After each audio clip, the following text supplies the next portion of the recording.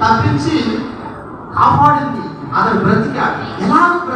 ఎలా తప్పించబడ్డాడంటే అతని గురించి 3వ వాక్యంలో రాయబడి ఉంది, అతల్య దేశములు ఏలుచుండగా ఇతడు 6 సంవత్సరములు యెహోవా మందిరమందు దావీదుతో కూడా యోవాషు దాచబడి ఉన్నాడు. దైవ జనాంగమా, దేవుని బిడ్డలారా, ఇదిగో భయంకరమైన ఉగ్రత సమయం ఆ ఊరంతా. ఈ అతల్య రాజు కుమారులందరినీ హతమ చేస్తుంది. ఈ హతమ చేసిన ఆ పరిస్థితుల్లో యోవాషు బ్రతికడానికి కారణం అతడంతా దేవుని మందిరం అనబడుతున్న అంతఃపురం ఏమయ్యాడు?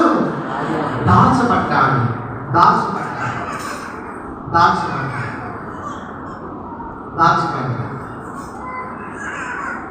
దేవుని మందిరాల్లో దాచబడ్డాడు.